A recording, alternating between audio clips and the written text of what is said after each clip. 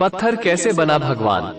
कई बार जब लोग जीवन में काम करना शुरू करते हैं तब उन्हें बहुत ज्यादा दर्द होता है, तकलीफ होती है, उन्हें बहुत ज्यादा मेहनत करना पड़ता है और ये बात उनसे बर्दाश्त नहीं हो पाता है। उनका शरीर जवाब दे देता है और वो उस काम को छोड़कर किसी और तरकीब से सफल होने का प्रयास करते रहते हैं।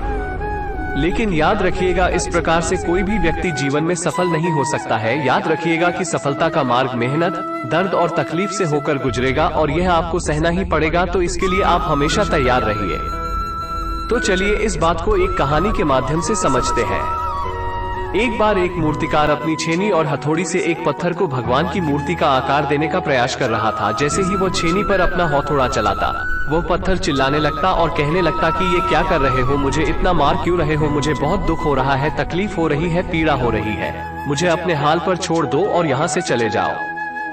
मूर्तिकार ने उस पत्थर से कहा, मुझे बहुत अच्छे से पता है कि तुम्हें बहुत ज्यादा दर्द हो रहा है, तकलीफ हो रही है और तुम बहुत ही ज्यादा पीड़ा में हो, लेकिन यदि आज तुमने इस दर्द को नहीं सहा, इस तकलीफ को नहीं सहा, तो जीवन भर तुम यहीं इसी प्रकार से पड़े रहोगे।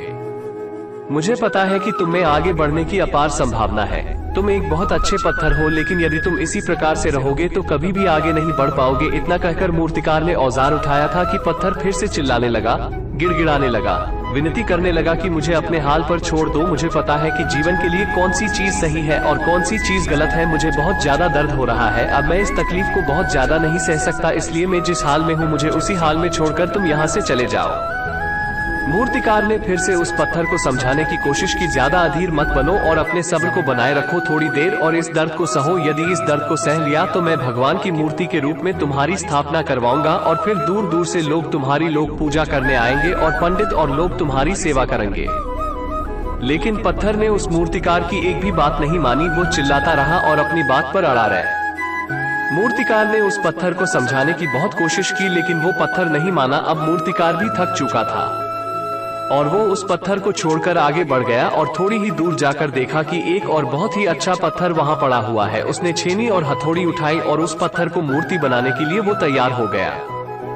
मूर्तिकार ने छेनी और हथौड़ी का वार दूसरे पत्थर पर जारी रखा। दूसरे पत्थर को भी दर्द और तकलीफ हुआ, लेकिन उस पत्थर ने बर्दाश्त कर लिया। देखते ही देखते थोड़े समय के बाद उस पत्थर ने भगवान की मूर्ति का रूप धारण कर लिया।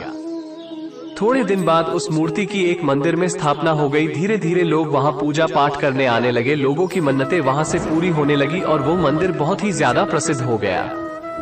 अब धीरे धीरे दूर के गांव से लोग वहां पूजा पाठ करने आने लगे। फिर एक दिन उस पहले वाले पत्थर को उस मंदिर में लाया गया और उसे एक कोने में रख दिया गया। अब लोग आते और उस पर नारियल फोड़ते। ये कोई और पत्थर नहीं बल्कि वही पत्थर था जिसने दर्द को नहीं सहा था। अब वो पत्थर मन ही मन बहुत ज्यादा पछता रहा था, दुखी हो रहा था और अपने आप से कह रहा था कि काश मैंने उस दिन उस दर्द को और उस तकलीफ को सह लिया होता तो आज लोग मेरी भी पूजा करते।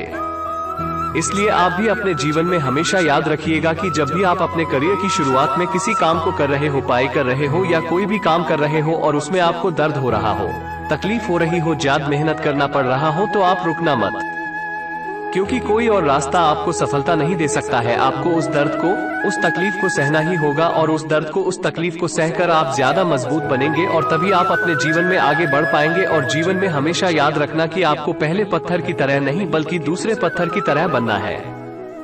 यदि ये कहानी आपको पसंद आई हो और इससे कोई सीख मिली हो तो अपने दोस्तों और अन्य लोगों के साथ शेयर जरूर करिएगा।